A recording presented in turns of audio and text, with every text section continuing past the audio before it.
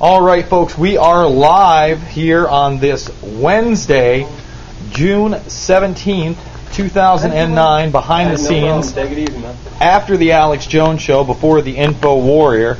And I just want to bring you into studio as Gary Franchi and William Lewis, two accredited filmmakers, are getting ready to film Alex Jones. How's the trip, guys? Is it going well so far? It was very long, but plenty of Mexican food to make us happy. So. You like the Tex-Mex out here? It's not too bad. What about you, Gary? I got some Texas barbecue. You know, I got some of that real good smoked beef. Yeah? It was great. All right, so give me 60-second preview of what this movie's about and what you guys have been up to. Well, you know, I think there's a vacuum in FEMA camp films.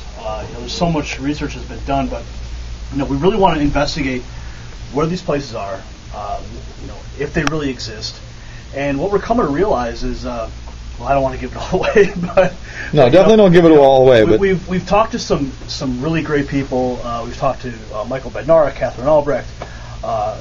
Scored some really good interviews. Now we're here with Alex. We're really going to get to the bottom of this and bring the message to the American people, because we know that these detention centers, whether they are existing military bases or whether they're shopping malls, they have the ability to drop an entire, I guess they call them, what do they call those devices? They just drop them from the helicopter. They open up. Yeah, they can put up a FEMA camp anywhere. They can. So what you're telling me is that these are basically makeshift FEMA camps, like we saw in Katrina, where they use the Superdome to house people. Yeah, they can use Superdomes, but they can take a straight field and they can set up a camp within 24 hours. I mean, I know someone at the Department of Defense who talked to me about this, who's been witness to how these devices just can pop up overnight. Mm-hmm. I mean, when they go to Iraq, you think that they just go ahead and set up a brick and mortar camp? No, they have to drop down these specific containment units that can house showers, bunks, guardhouses. I mean, it's like Legos. They drop them from helicopters, open them up. So we're going to talk about those things and let people know that no matter what, they have these camps. They can put them in place wherever they want, whenever they want. There's a lot of disinformation on the internet. I mean, I've seen lists, that have been circulating for years. Come on, it's it's almost like there are people out there to discredit the whole thing by the few. Oh, absolutely. So the only other question I have is, what are your take on NLE 09 taking place in FEMA Region 6, the first ever preventative terror drill that's going to include foreign nations and private security forces? Well, I contacted FEMA. I contacted them and said, hey, we want to come out and shoot some footage of it. I'm still waiting to hear back from them.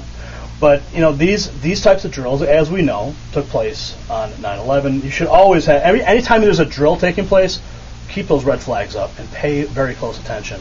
But these are... Grab a camera and go shoot some footage for us and send it to us.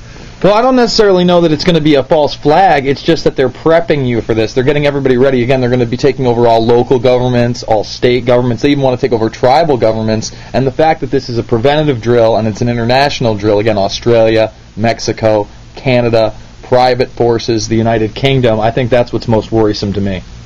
Anybody else? Any takes? Well, this is the New World Order. This is what they are doing. They're building these public-private partnerships, these county partnerships, tribal partnerships. The New World Order needs to have everybody in lockstep, and that's why you'll see a global drill like this taking place. Mm-hmm. This is, look, we talk about the New World Order coming. Mm-hmm. The New World Order is here. It is here, and they are functioning effectively.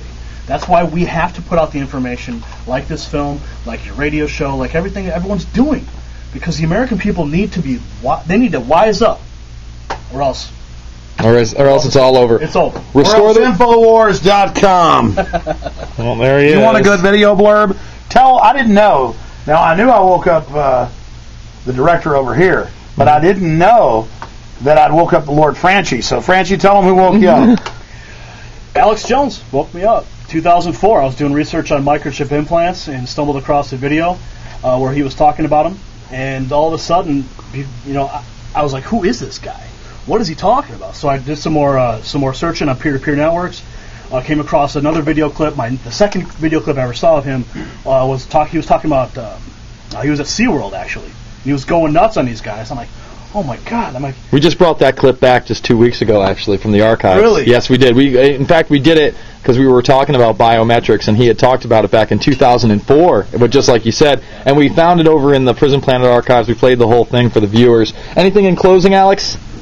No, nothing. It's just that it's another testament to both these guys took action. I mean, look at William Lewis. He's made films that have been seen by tens of millions of people, aired on TV all over the world, and he's now here making a film debunking Glenn Beck's, but FEMA camps really are real, and I'm just glad to be involved in that. We're also carrying his new film, Life on the Edge of a Bubble, available at Infowars.com. Support alternative media, ladies and gentlemen, and spread the word about the syndicated radio shows and the free podcast that everybody can subscribe to at Infowars.com. All right. That's it. Back to work, Bermas. All right, you got it. Thanks, guys.